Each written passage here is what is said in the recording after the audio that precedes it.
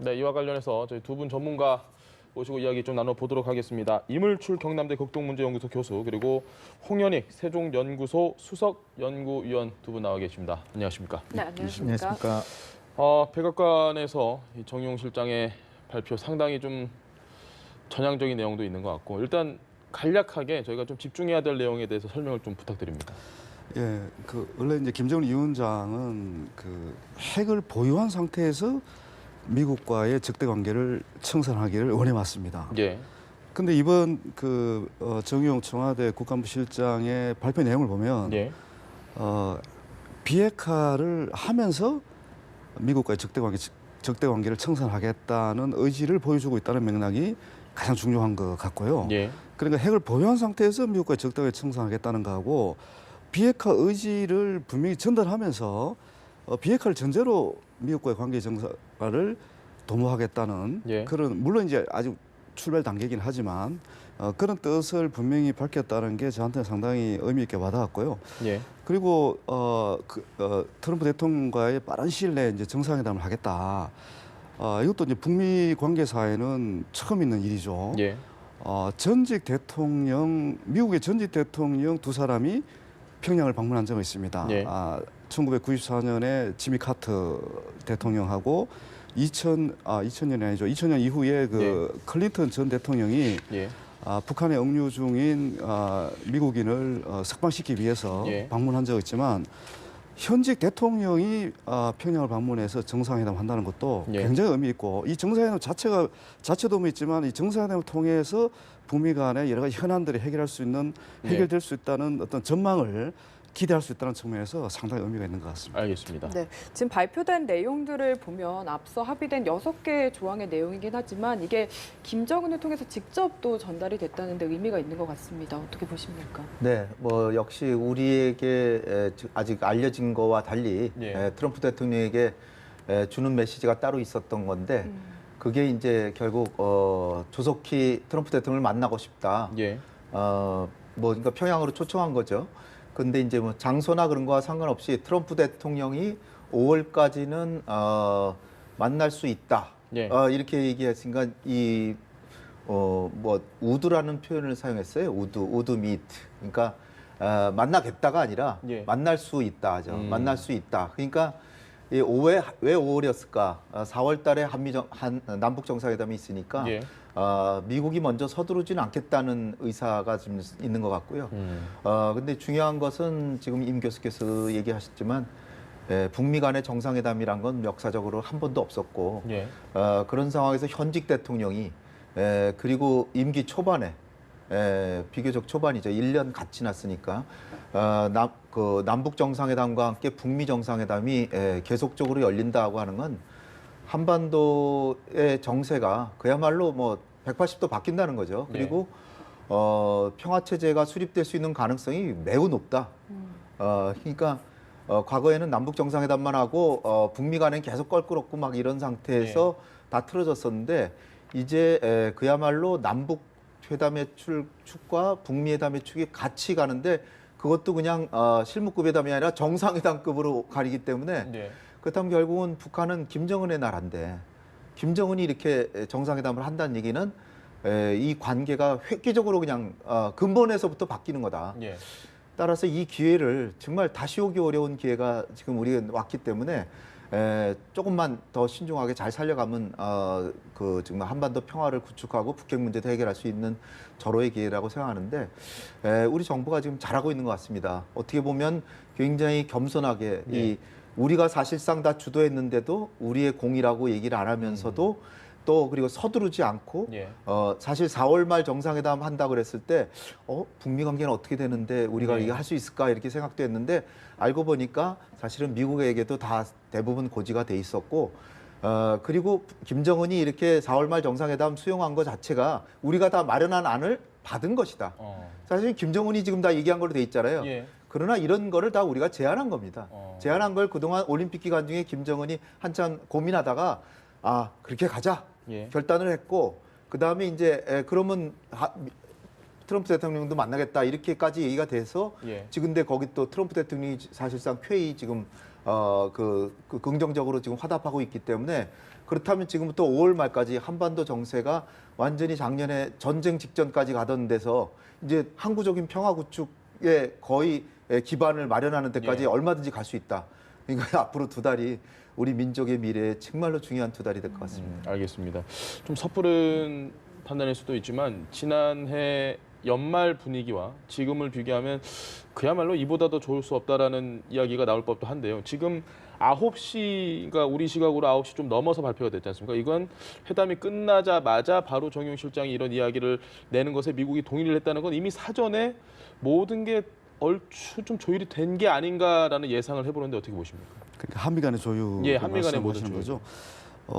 정용 실장이 이제 그 워싱턴 도착하자마자 바로 맥메스트 국가안보회의 보좌관을 만났기 때문에 그 보좌관이 이제 맥메스트 보좌관이 이 트럼프 대통령을 가장 가까이서 안보 예. 문제를 그 조언하는 그런 역할이 있기 때문에 아마 바로 보고를 했을 겁니다. 예. 보고를 하고 아마 이제 예방도 간단한 시간, 그 짤막한 시간이지만 아마 예방도 하신 것 같고 예. 이제 그러면서 이 문제는 뭐 더 이상 미룰 필요가 없겠다. 뭐 그런 생각을 했던 것 같고요. 예. 그리고 또 이제 이게 트럼프 대통령의 그 통치 스타일하고 또 연관이 있어 보입니다. 예. 트럼프 대통령이 지금 그 굉장히 복잡한 이 글로벌 이슈라든지 국내 이슈와 관련해서 반응을 하는 거 보면 굉장히 즉각적입니다. 예. 뭐 아시지만 트럼프 정치 트럼프 정치라는 게 결국 트위터 정치라고도 얘기를 하지 않습니까? 네.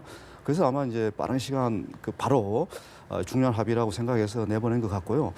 그리고 이제 이게 우리가 또 흥미롭게 이제 지켜볼 부분은 지금 트럼프 대통령이 이제 통상 전쟁을 뭐 선포했다고 지금 외신이 전하고 있을 예. 정도로 예. 이제 무역 전쟁, 이른바 이제 경제 이슈에 집중을 하면서 사실은 많은 이제 국내외의 반발을 지금 불러일으키고 있는 그런 상황입니다. 예. 이제 그런 상황이기도 하고 또 트럼프 대통령의 이제 핵심 측근들이 지금 백악관을 계속 지금 떠나고 있고 예. 어떻게 보면 본인으로서는 굉장히 아마 힘든 상황일 수도 있을 것 같습니다. 예. 뭐 CNN 같은 경우는 정치적 위기다고까지 얘기를 할 정도인데 이제 그런 상황에서 이 김정은 위원장이 보내온 친서는 어떻게 보면 이제 그 본인 입장에서는 이 자기 어떤 새로운 업적을 명확하게 또 부각시킬 수 있는 또 좋은 시점으로 판단할 가능성이 굉장히 높거든요. 그래서 제가 이제 이 김정은 위원장의 어떤 성격이나 또 트럼프 대통령의 성향을 이렇게 보면 의외로 이 대타협의 가능성이 굉장히 높다고 보는 겁니다. 사실 북미 관계 정상화라는 게 굉장히 복잡합니다. 예. 저는 1990년대 초반부터 북미 정상화와 관련된 여러 가지 조건들을 연구를 해왔거든요. 예. 근데 잘 아시지만 그 미국의 어떤 사회주의 국가하고의 정상화, 관계 정상화를 맺기 위해서는 어떻게 보면 뭐 그 굉장히 복잡한 현안들이 있습니다. 대북 제재 문제도 있고 또 그 인권 문제라든지 예. 그리고 사회주의 체제를 어느 정도 또 시장 경제로 전환해야 되는 그런 과제도 있고 예. 또 북한 내에 있는 그 많은 정치범 수용소들이 있잖아요. 예. 이런 부분들도 점진적으로 다 해체해야 되거든요, 지금. 예? 그러니까 미국은 사회주의 국가하고 함부로 쉽게 수교를 맺지를 못합니다. 예. 법적으로. 그리고 이 수교라는 것은 결국 이제 의회, 미국 상하원의 또 승인도 받아야 되는 예. 거고 동의를 받아야 되는 겁니다. 근데 미 의회에서 또 요구하는 것들이 있거든요. 이런 부분들이 해결돼야 북한하고 우리는 수교할 수 있다. 그걸 이제 승인해 주는 겁니다. 예. 이게 이제 북한 정권에 갖는 의미는 뭐냐? 굉장히 도전적인 요소들이죠. 안보적인 문제는 해결할 수 있을지 모르지만 김정은 처제 입장에서는 어떻게 보면 체제 전환까지 해야 될지도 모르거든요. 예. 이런 부분들이 김정은 위원장이 모를 리가 없다고 저는 생각을 합니다. 어떻든 이제 그런 부분들이 있긴 한데 트럼프 대통령의 스타일로 봐서는 예.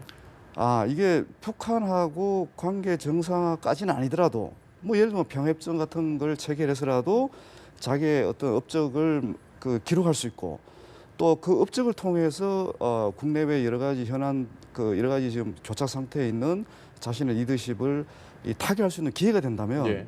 저는 대타협을 분명히 할 거다 이렇게 보는 겁니다. 그러니까 기존의 미국 대통령 스타일하고는 전혀 다른 지금 리더십을 보여주고 있거든요. 예. 굉장히 실용적이라고도 할 수도 있고 또 하나 중요한 건 과거 미국 대통령이 못했던 어젠다를 밀어붙이고 관철시키려고 하는 스타일을 지금까지 보여주고 있습니다. 네. 그 지금 무역 전쟁이라는 것도 많은 그 미국 내 전문가들도 설마 저는 통상 전쟁을 할 수 있을까? 예. 중국에 대해서 고율의 관세를 부과할 수 있을까? 사실은 미국 내 전문가들은 반신반의했거든요. 예. 근데 이 트럼프 대통령은 밀어붙이는 겁니다. 예. 자기 최측근인 국가경제위원회 위원장이 떠나 가장 최측근인 경제 자문 역할을 했던 최측근을 떠나보내면서까지 자기 어젠다를 지금 밀어붙이고 있거든요. 종탈리 말씀. 그렇죠. 예. 이제 그런 여러 가지 맥락에 보면 저는 김정은 위원장과 트럼프 대통령 간의 대타협도 가능하다. 그래서 이제 홍현익 의원님 말씀하셨지만 정말 앞으로 2, 3개월이 예. 한반도에 있어서 아마 분단 70년 그 기간 동안에 볼 수 없었던 대전환의 계기도 올 수 있겠다. 저는 그렇게 전망합니다. 알겠습니다. 트럼프 대통령의 일종의 화끈하다고 해야 될까요? 그런 스타일을 말씀을 해주셨는데 사실 그래도 미국 내에서는 신중론이 좀 우세한 분위기였거든요. 그런데 이렇게 뭔가 구체적으로 5월이라는 기한까지 나온 건 우리 정부로서도 좀 기대 이상이다 이런 반응이 좀 나오는 것 같아요. 5월이라는 거는 아주 신중히 생각해서 한 것 같아요. 먼저 가지 않겠다는 거죠. 예. 왜냐하면은 아직도 불신이 있기 때문에 남북 정상회담까지 일단 한국이 주도해서 가보도록 하고 뭐 5월에 가서 보니까 이게 김정은이 기만적이었다. 그러면 안 할 수도 있는 거니까 예. 먼저 앞서가진 않겠다. 어떻게 보면 사업가로서 손자병법에 나오는 한국을 통해서 자기가 원하는 바를 실현하는 쪽으로 가면서 궁극적으로 마침표는 자기가 찍을 수 있다. 예. 뭐 이런 것으로 이제 볼 수 있는데 역시 지금 임 교수께서 잘 지적하신 것처럼 오바마 행정부였다 그러면 오바마 행정부였으면 북미 대화로 가는 건 쉽겠지만 그렇게 저렇게 빠른 속도로 정상회담까지 가지 않고 예. 또 여러 가지 합리적인 고려가 미국의 국가 전략에서 북핵 문제 해결이 1번이 아니거든요. 예. 그런데 이제 트럼프는 그게 중요한 게 아니라 올 11월에 있을 중간 선거에 나는 어떻게 평가될까 이런 걸 네. 더 중시하는 사업가이기 때문에 이 북핵 문제를 빨리 조속히 해결하는 게 내가 승리하는 데 도움이 되겠다. 그 따라서 이건 뭐 좀 정상적인 절차보다 빠르지만 할 수 있다. 그러면서도 4월 남북 정상회담을 지켜보겠다 이런 그 시기인데 어떻게 보면 우리한테 좋은 기회가 된 것 같아요. 그리고 거기에 이렇게 그 우리 문재인 대통령의 스타일도 예. 사실은 우리가 한반도 주도자론에 의해서 물밑에서 다 이렇게 정지 작업을 하고 예. 다 했지만 김정은에게도 김정은이 자기가 거의 발표할 수 있는 기회를 주고 그다음에 트럼프 대통령한테도 다 미리 사전에 다 고지가 돼 있지만 예. 미국이 이렇게 지속적으로 압박을 가해줘서 이러한 좋은 성과가 있다고 감사 표시를 하고 예.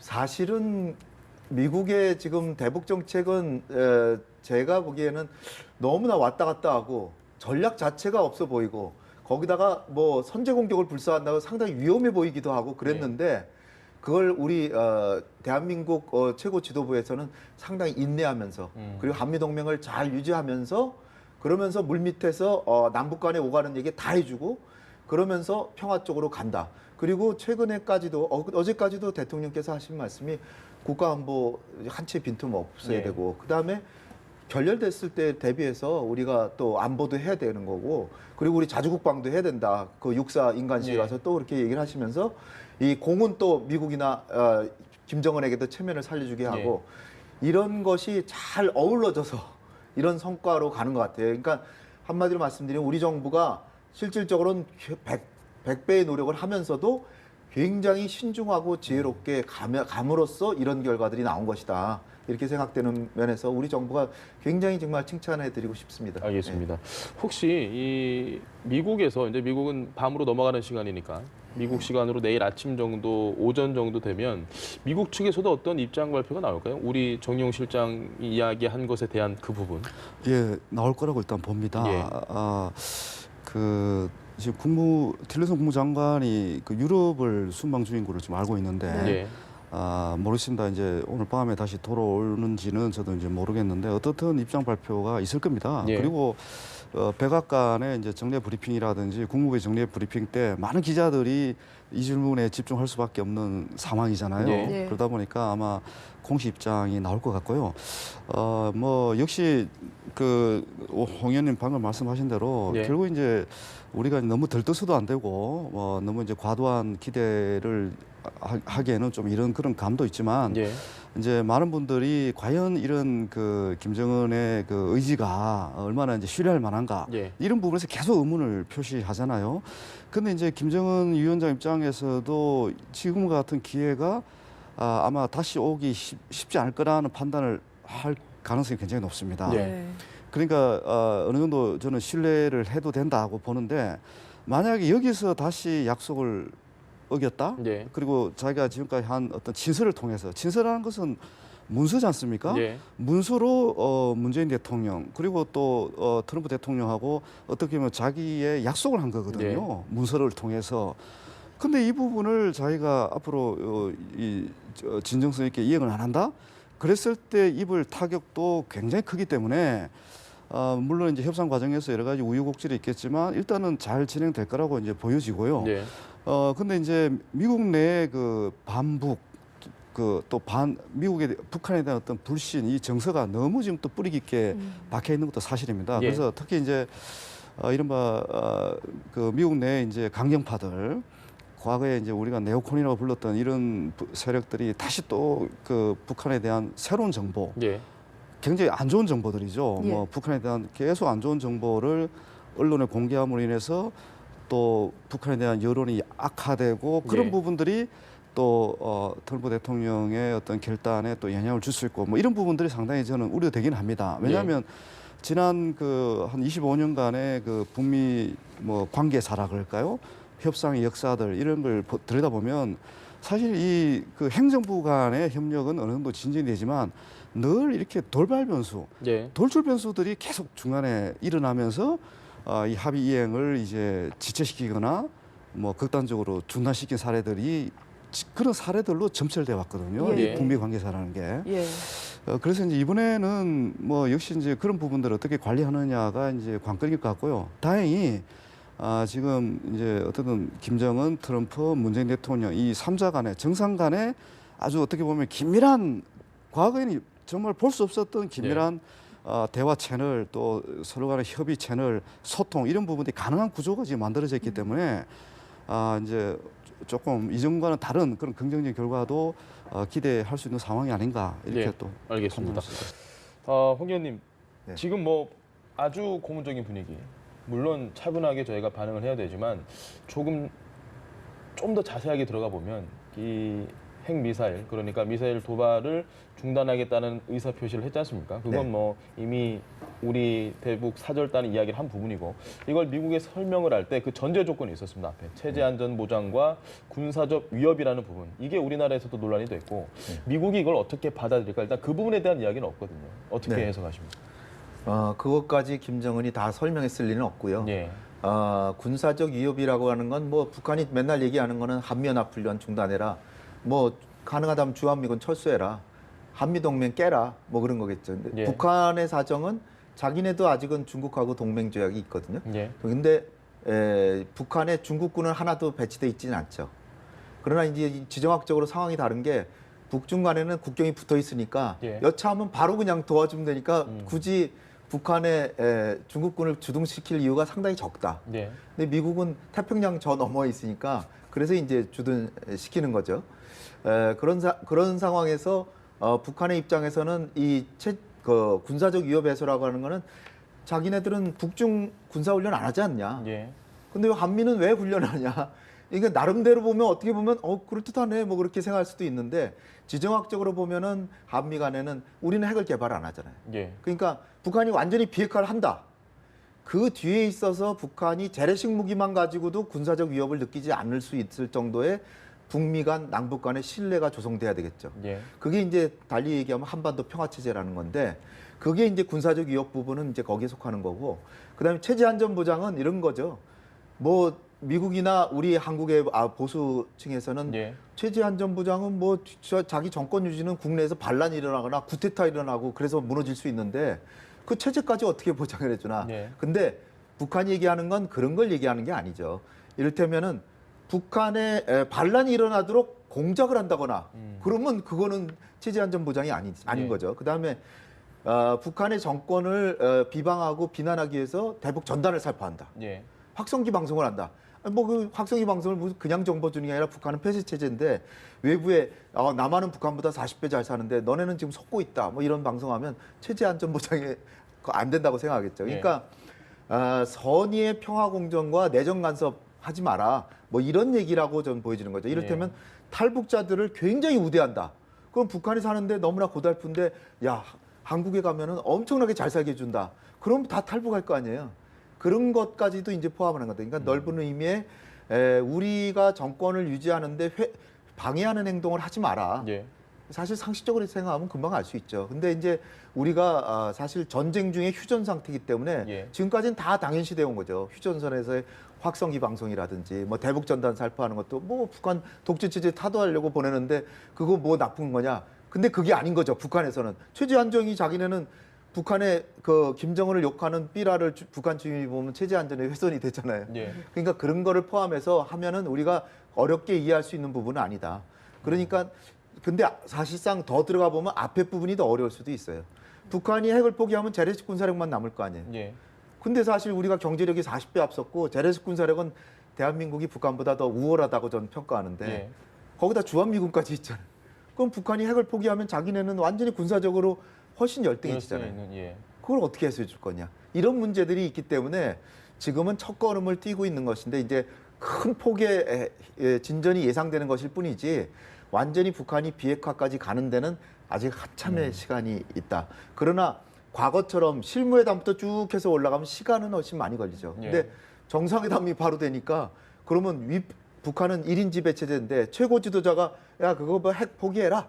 이렇게 한마디 하면 그다음에 협상은 신속하게 되겠죠. 예. 따라서 이게 장단점이 있습니다. 밑에서부터 올라가서 이게 다 밑에서 다 준비된 그 합의문에 서명하는 거하고 위에서 정치적으로 해결해 놓고 하는 거하고 근데 북한 체제의 특성을 보면 위에서 아래로 내려오는 게 오히려 더 빠르고 그것이 더 신뢰성도 줄 수 있을지 모른다 이렇게 생각되는데 그러면 또 하나 말씀드릴 거는 검증이라는 게 있습니다. 검증. 예. 지금 이제 뭐 자기네 그 실험은 안 하겠다는 건 검증이 사실 필요 없죠. 하나하나 보면 되니까. 네. 그러나 이제 조금 더 나가면은 핵 프로그램을 동결한다 그럴 거예요. 예. 동결하는지 안 하는지는 가봐야 알죠. 그러면 당장에 IAEA 사찰단 받아라 되는데 아직은 그 단계가 아니에요. 예. 근데 이제 북미 정상회담이 되면 당연히 거기까지는 가겠죠. 동결까지는 갈 겁니다. 그러니까 그 뒤에는 사찰단을 받는 문제 이런 문제들이 기술적인 문제도 많이 현안으로 남을 것이다. 그러니까 회담을 하는 거죠. 실무회담을. 알겠습니다. 예, 이 부분을 이제 방금 말씀하신 걸 제가 좀 보완을 하고 싶은데요. 그 북한이 주한미군 철수를 주장할 것이다는 이제 가정을 계속 하고 있습니다. 예. 많은 전문가들께서 뭐 북한이 그렇게 요구해 왔으니까 예. 이제 당연히 이제 북미 적대 관계 청산을 요구할 때 주한미군 철수도 요구할 것이다 이렇게 얘기를 하는데 지금 김정은 그 위원장의 스타일로 보면요 상대방이 수용하기 어려울 거라는 것은 예를 들어서 미국이 이 문제를 수용하기 어렵다고 이제 자기들이 판단하면 예. 이 문제를 계속 요구하지 않을 거라고 저는 봅니다. 기본적으로. 그리고 주한미군의 이제 역할이라는 것이 그 북한 입장에서 적대 관계에 있을 때 적대 관계 있을 때는 주한미군이 위험 요소가 되지만 예. 미국하고 공존하는 관계, 평화 공존 관계로 들어가면 주한미군이 위협이 안 될 수도 있는 거거든요. 예. 그러니까 주한미군이 어떻게 보면 이제 동북아의 어떤 균형자 역할도 할 수 있기 때문에 예. 주한미군 철수를 그때 가서는 요구할 필요가 없는 거죠. 그죠? 그래서 기존의 어떤 패러다임, 기존의 어떤 북한의 그 방식, 공식을 앞으로도 그럴 거라 이렇게 예상하는 것은 지금 상황은 안 맞는 것 같아요. 저는 일단 그렇게 보고요. 그리고 이제 체제 안전과 관련해서는 정말 이게 중요한 그 부분인 것 같습니다. 예. 원래 체제 안전 보장의 이제 그 최종 단계는 수교입니다. 아까 말씀드린 관계 정상화입니다. 관계 정상하고 그리고 이제 북한이 계속 요구하는 것은 미국하고 우리는 잘 지내고 싶다. 그럼 쉽게 말해서 평화적으로 공존하고 싶다는 것은 명확한 의사 표현이고요. 예. 그리고 이제 중요한 것이 이제 자주권을 보장해 달라. 우리 또 주권을 가진 그런 정상의 정상국가, 국가다. 그걸 인정해 달라. 그런 요구를 계속 해왔습니다. 그런데 이제 미국 입장에서 이걸 좀 수용하기 가장 어려운 조건이 인권 문제입니다. 인권 예. 문제. 또 이전에 말씀을 드렸지만 인권 문제를 이제 개선이 돼야 인권 문제가 개선이 돼야 미국은 이런 체제 안전 보장, 진짜 북한이 원하는 체제 안전 보장 그때 가서 해줄 수가 있는 거거든요. 김정은 위원장이 이런 조건을 모를 리가 없기 때문에 앞으로 이제 인권과 그 북한 주민들의 인권 개선과 관련해서 어떤 조치를 할지 이제 이런 부분도 우리가 굉장히 이렇게 주목해야 될 이제 관전 포인트가 될 거다. 이제 이렇게 예상을 하는데요. 예, 뭐 지금 우리가 오랫동안 이제 북한을 관찰해 온 연구자들 입장에서는 과연 이 김정은 위원장이 지금까지는 이 파격적인 어떤 결단도 하고 뭔가 이제 또 실현할 만한 약속도 지금 하고 있는데 예. 과연 이런 복잡한 어떻게 보면 이 정권 김정은 정권 입장에서는 양날의 칼이 될 수 있는 여러 가지 그런 그 합의들 조치들을 지금 앞으로 해 나가야 되는데 예. 이게 이제 어떻게 해 나갈지 이걸 조화롭게 좀 어떻게 해 나갈지 이런 부분이 정말 흥미진진한 부분이라고 할 수가 있는 겁니다. 알겠습니다. 네, 이게 멀리로는 북미 수교에 대한 뭔가 미국 내 반대 여론일 수도 있지만 당장은 북미 정상회담에 대한 뭔가 반대 여론, 뭔가 우려의 목소리가 미국 내에서 있을 것 같다라는 우려도 있거든요. 이에 네. 대해서는 좀 어떻게 전망을 하시나요? 다 그런 거 감안해서 4월이 아니라 5월에 한다 그런 것 같고요. 예. 예. 우리가 돌이켜 보면은 김정은 금년 1월 1일 날 신년사 나왔을 때 예. 니키 헤일리 유엔 대사부터 이제 인도계 미국인인데 예. 굉장히 보수적이죠. 뭐 대북 제재를 주도하는 분이니까 뭐 그런 악역을 맡았다 이렇게 볼 수 예. 있지만 굉장히 그거 저 조심해야 된다는 식으로 아주 그 경계하는 듯한 메시지를 내놨고 국무부까지도 굉장히 경계하는 국무부는 틸러슨이 뭐 조건 없이 대화할 수 있다라고 하는 사람의 그 수장인 국무부에서도 좀 경계하는 목소리 백악관에서도 나왔고 그랬는데 트럼프 대통령이 며칠 있다가 문재인 대통령하고 전화하면서 올림픽이 성공적으로 개최하기를 네. 진심으로 빌고 우리는 문재인 대통령 100% 지지한다. 그 다음부터는 비난이 싹 없어졌어요. 왜냐하면은 사실은 트럼프 대통령에게 이제 들으라고 이제 이런 잘못하면 북한한테 속습니다. 이제 네. 이렇게 얘기들이 나오는 건데 그런데 트럼프 대통령이 100% 문재인 대통령 신뢰한다 이렇게 나오니까 그 다음부터는 트럼프 대통령의 눈치를 많이 보는 사람들이기 때문에 싹 들어가는. 그러니까 지금 중요한 게 트럼프 대통령이 그 브리핑 룸에 와가지고 지금 잠시 뒤에 한국이 중대 발표한다 그러다가 이제 한미 간에 이제 공동 발표, 정의용 실장이 직접 발표했잖아요. 예. 그런 데서 알 수 있듯이 트럼프 대통령이 다 정리를 했기 때문에 미국에서도 수위 조절이 틀림없이 될 것이다. 물론 언론은 안 되죠. 예. 언론은 민주주의 국가니까 언론은 자유롭게 이야기하지만 행정부 내에서는 아무래도 좀 경계하는 목소리가 나오더라도 수위 조절을 하는 목소리가 나올 거고요. 예. 근데 우리나라가 더 민주주의 국가니까 우리나라에서는 이제 그 언론도 그렇고 야당 측에서 이제 어떻게 이제 평가를 할지 이제 두고 봐야 되겠지만 지금 워낙 빠른 속도로 가기 때문에 그 속도감을 과연 한국 보수 야당에서 예. 따라갈 수 있을지 엊그저께도 보면 대통령께서 저 홍준표 대표한테 뭐 이렇게 해서 북한한테서 속는 거 아니냐 시간만 더 주는 거 아니냐 이렇게 얘기를 하니까 대통령께서 그러면 야당의 대안이 뭡니까 얘기 좀 해보세요. 그러니까 정보를 독점하고 있는 사람이 물어보면 어떡하냐 이런 식으로 답변하면 사실 곤란하죠. 그럴 때는 다 야당 대표 대통령까지 계시잖아요. 예. 우리는 이렇게 해결할 수 있다가 딱 나와야죠. 그건 대안 있는 정당의 모습을 보여줘야 되는 거죠. 그러니까 뭐 얼마든지 비판하고 이렇게 좀 주의할 점 이런 것도 얼마든지 얘기할 수 있죠. 그러나 이렇게 해야 됩니다까지 해줘야 되는 거예요. 그걸 안 하고 그냥 비난만 하면 그거는 비난을 위한 비난이 될 수 있죠. 그러니까 어떤 얼마든지 경고의 목소리 이런 건 좋지만 개선하고 더 발전시키고 미래지향적으로 건설적이고 이런 식으로 비판이 돼야 우리나라가 더 발전한다 이렇게 봅니다. 오늘 방송 저희가 들어오기 전에 이 야당 입장을 잠깐 봤는데 전체 다 보지는 못했는데 아주 긍정적인 반응이었습니다. 네. 그래서 전체적인 건 못 봤는데 일단 대충 봤을 때는 긍정적인 반응인데 이 국내 정치 이슈 그러니까 조금 전에 홍 의원님께서도 말씀해 주셨는데 이 트럼프 대통령은 11월 중간 선거가 지금 아주 중요한 입장이라고 얘기해 주셨는데 그 경제적인 부분, 보호무역주의 때문에 공교롭게도 오늘 우리가 그 특별 관세 그 부분에 포함이 됐고 또 이 안보 쪽으로는 북한과 아주 좀 전향적인 입장이 나왔고 이 부분을 홍 의원님처럼 어떤 남북이 아니라 미북관계 개선의 돌파구, 그러니까 본인이 중간 선거에 어떤 유리한 입장을 위치하기 위해서 돌파구로 이용을 할 수 있다고 보십니까? 사실 이제 전통적으로 그 북한 이슈가 미국 선거에 영향을 이렇게 결정적으로 준 사례는 거의 없습니다. 예. 역시 이제 미국은 경제 문제가 미국 유권자들은 경제 문제가 가장 중요합니다. 예. 그 트럼프 대통령은 그 부분을 지금 잘 알고 있기 때문에 계속 경제 이슈를 가지고 뭔가 이제 자기 성과를 지금 보여주려고 하고 있는 거거든요. 예. 그런데 이제 북한 이슈가 이번에는 영향을 좀 중간성을 줄 수도 있다고 보는 이유는 지난해까지 이제 북한의 그 ICBM 능력이 예. 뭐 미국 본토를 이제 공개할 수도 있다. 뭐 이런 식으로 해서 이제 미국 국민들이 실질적인 위협으로 느끼기 시작했기 때문에 예. 굉장히 이제 그 여론조사도 보면 그 미국의 그 북한의 위협이 가장 그 미국의 안보에 영향을 준다고 또 응답할 정도로 예. 이제 미국 국민들에게 북한 이슈가 이제 크게 또 부상한 상황이거든요. 예.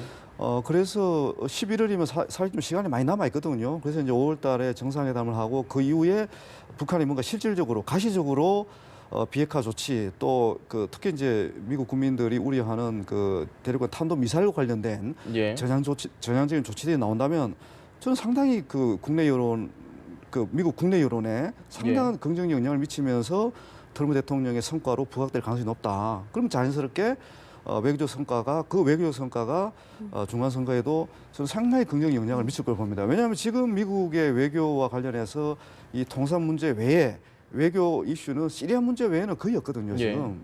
그래서 어떻게 보면 전직 대통령들이 전혀 풀지 못했던 북한의 핵 문제를 가시적으로 이렇게 성과를 냈다. 그거는 아마 이 트럼프 대통령의 스타일로 봐서는 굉장히 강조를 할 겁니다. 절호의 찬스. 예, 그래서 지금 중요한 어떤 모임이나 이런 데 갈 때마다 지금 트럼프 대통령이 북한 문제를 계속 언급을 해왔고 더군다나 지금까지 취해왔던 그 맥시멈 프레셔, 최대한의 압박 정책이 북한을 이렇게 변화시키고 있다고 지금 계속 어떻게 보면 자랑을 해온 상황이잖아요. 근데 그게 이제 정말 뭐 레토릭에 그치지 않고 북한을 어떻게 보면 이 비핵화를 정말 상당 수준 진전시켰다. 그러면 큰 업적으로 평가받을 수밖에 없는 그런 상황이죠. 알겠습니다. 네, 이 북미 정상회담 얘기를 계속하고 있긴 한데 관세 문제도 좀 짚어봐야 될 것 같습니다. 지금 캐나다, 멕시코만 제외되고 우리나라도 포함이 됐고 일본까지 포함이 돼서 좀 예상은 했지만 충격이거든요. 그런데 하나 좀 여지를 둔 게 진짜 동맹에겐 유연하게 하겠다라고 했습니다. 앞으로 좀 우리가 빠질 여지가 있다고 보십니까? 저는 상당히 그 부분에 대해서 좀 우려가 되는 게 트럼프 대통령이 안보하고 경제를 뭐 연결시킨다기보다 오히려 그 중에서 경제 부분을 더 중시해서 왜냐하면 표로 연결되는 거를 중시하는데 표는 경제와 미국인들의 살림살이에서 나오는 거지 외교안보 그렇게 미국인들이 관심이 없거든요.